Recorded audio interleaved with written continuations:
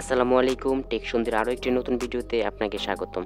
অনেকদিন পরে আবার আমরা ফেসবুক কভার আর্ট ডিজাইনের পিএলপি ভিডিও নিয়ে চলে আসলাম।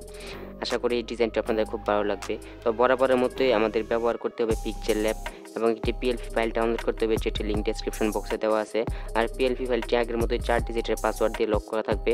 ভিডিওতে একটি একটি করে পাসওয়ার্ড দেখানো হবে, 4টি পাসওয়ার্ড কালেক্ট করে আপনারা পিএলপি ফাইলটি ডাউনলোড করে নেবেন।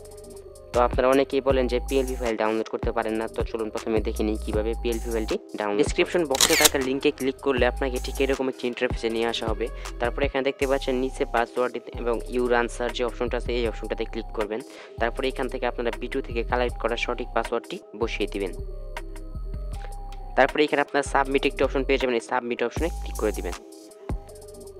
তারপর আপনার সামনে ঠিক এরকম একটি ইন্টারফেস চলে আসবে এবং এখানে আপনার গুগল ড্রাইভের লিঙ্কটি পেয়ে যাবেন। এই ড্রাইভ লিঙ্কের উপরে ক্লিক করে দিবেন।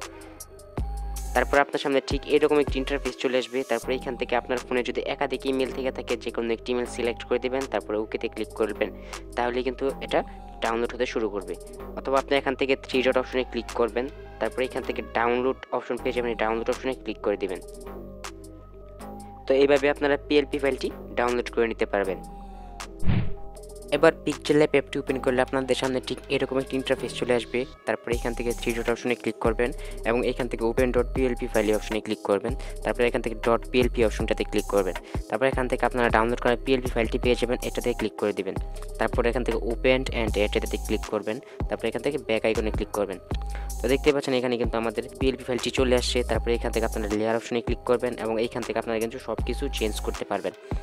তো প্রথমে আমরা ফটোটা চেঞ্জ করব, তার জন্য ফটোটাকে আনলক করব, তারপরে ফটোটাকে সিলেক্ট করব, তারপরে আবার লেয়ার আইকনে ক্লিক করব।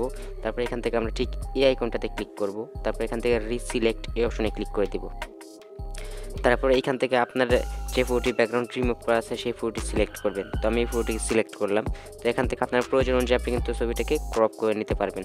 তারপরে এখান থেকে আপনারা ওকে অপশনে ক্লিক করবেন। তো দেখতে পাচ্ছেন এখানে কিন্তু আমাদের ফটোটি চলে আসছে। তো এবার এটাকে আপনারা পজিশন মতো বসিয়ে নিতে পারবেন। তারপরে এখান থেকে একইভাবে কিন্তু আপনারা আপনাদের যে নাম প্রয়োজন অথবা আপনাদের যে নামগুলো আছে, এখান থেকে আপনারা সব কিছু খুব সহজে চেঞ্জ করে নিতে পারবেন। আর চেঞ্জ করার জন্য প্রথমে আপনারা এই পেন্সিল আইকনে ক্লিক করবেন। তারপরে এখান থেকে আবার এই পেন্সিল আইকনে ক্লিক করবেন।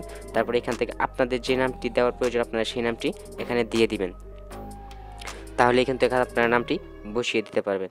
তো একইভাবে কিন্তু এখান থেকে আপনার প্রয়োজন অনুযায়ী সব কিছু আপনি চেঞ্জ করতে পারবেন। তো পিছনের নামটি চেঞ্জ করার জন্য আপনারা এই নামটি সিলেক্ট করবেন। তারপরে আবার পেন্সিল আইকনে ক্লিক করবেন। তারপরে এখান থেকে এডিট আইকনে ক্লিক করবেন।